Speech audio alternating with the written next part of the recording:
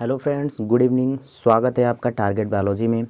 मैं आशीष सर आज आपके लिए फिर क्लास 12th के human health and disease chapter से कुछ इम्पॉर्टेंट क्वेश्चंस को लेकर आया हूं। तो आज मैं आपको इसमें बताऊंगा प्रोटोजोआ से होने वाले रोग, ठीक है दोस्तों, निमेटोडा से और प्लेटीहेल्मिंथेस से मानव में कौन कौन से रोग उत्पन्न होते हैं। ठीक है, इससे पहले वाले लेक्चर में मैंने आपको पढ़ाया था कि वायरस से कौन सा रोग होता है मनुष्यों में और बैक्टीरिया से कौन सा रोग होता है मनुष्यों में।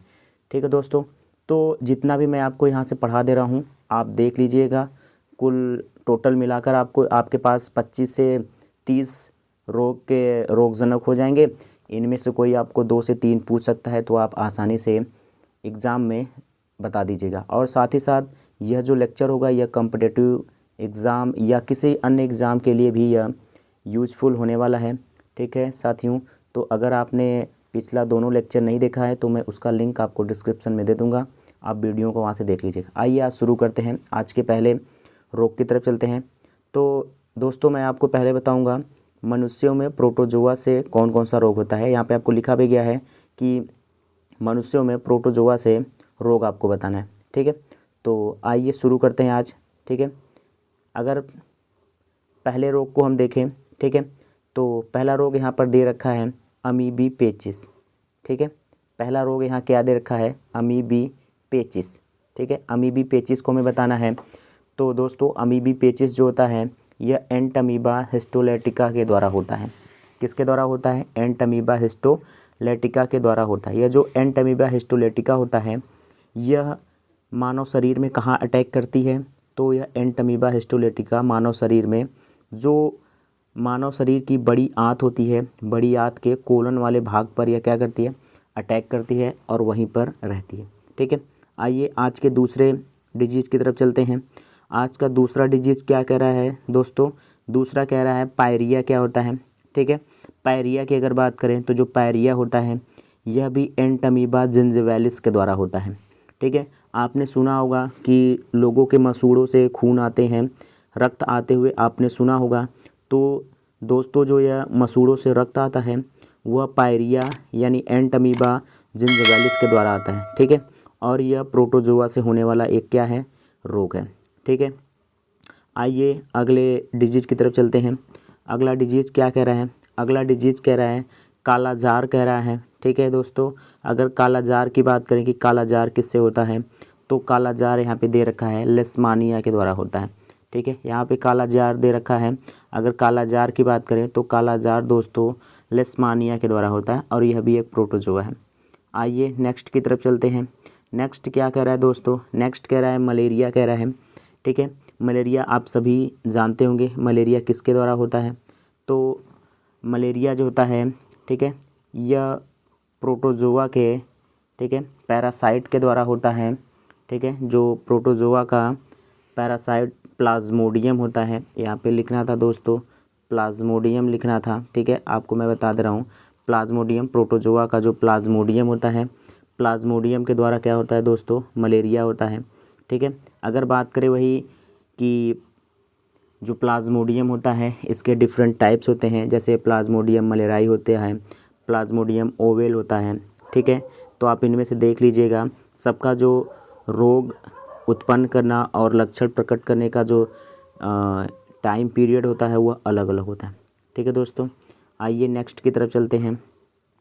अगर बात करें अगले की तो नेक्स्ट को देख लीजिए, अगला है निद्रा रोग है।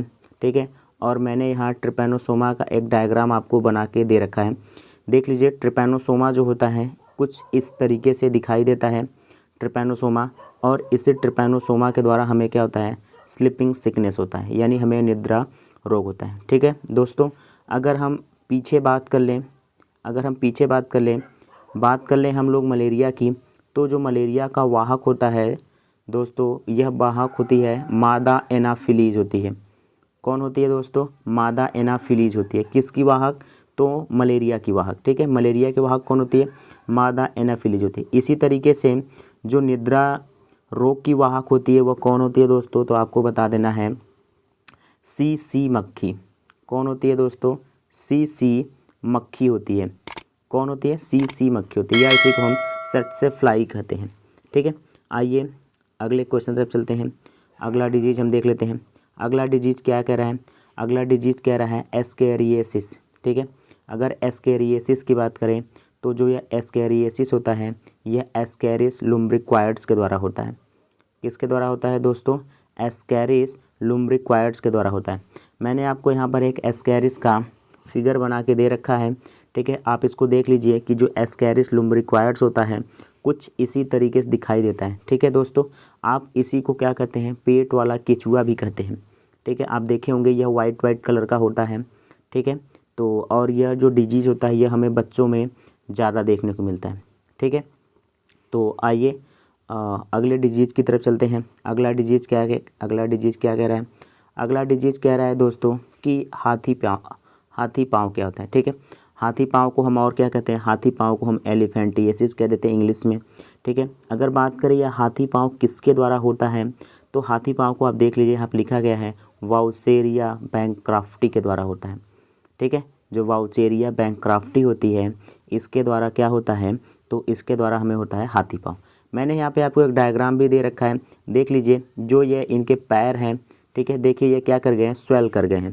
ठीक है, स्वेल कर गए हैं और कुछ जस्ट लाइक हाथी की तरह दिखते हैं। अगर कोई आपसे पूछे कि जो वाउसेरिया बैंक्राफ्टी है यह किसके द्वारा संचरित होती है तो यह क्वेश्चन आपके लिए रहेगा कि जो वाउसेरिया बैंक्राफ्टी है यह किसके द्वारा संचरित होती है। कमेंट के माध्यम से आप हमें बताएंगे कि यह किसके द्वारा होता है। ठीक है, हम आपको बता दें कि जो वाउसेरिया बैंक्राफ्टी होता है यह सिर्फ पैर में ही नहीं, जितने भी लोअर पार्ट्स हैं, जैसे जो मनुष्य का स्क्रोटम होता है यहाँ पर भी होता है, और जो फीमेल्स की जो मेमोरी ग्लैंड्स होती हैं वहाँ पर भी होता है। ठीक है, तो ये रहा दोस्तों आज के कुछ इम्पॉर्टेंट डिजीज़ और उनके पैथोजन। आप इनको देख लीजिएगा, एग्ज़ाम में यहाँ से क्वेश्चन पूछता है। मैं आपको पहले बता दे रहा हूँ। ठीक है, मैं आपको यहीं से बता दे रहा हूँ कि जो एलिफेंटियासिस है यह वेरी इंपॉर्टेंट क्वेश्चन होने वाला है।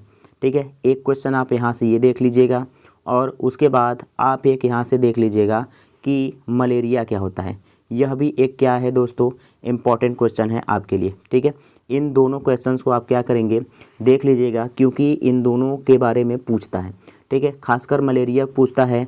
मलेरिया का कभी कभी लाइफ साइकिल भी पूछ लेता है कि आप मलेरिया का लाइफ साइकिल बताइए। ठीक है, कभी कम ही चांस होता है लाइफ साइकिल पर, लेकिन मलेरिया अक्सर पूछ लेता है। तो आप मलेरिया को देख लीजिएगा और उसके साथ साथ आप यहाँ से क्या देख लेंगे?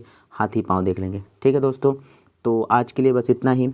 ठीक है, अगर आप मेरे चैनल को चैनल पे नए हैं तो देख लीजिए, यहाँ पे मेरे जो चैनल का नाम है वो दिया गया है टारगेट बायोलॉजी विथ आशीष।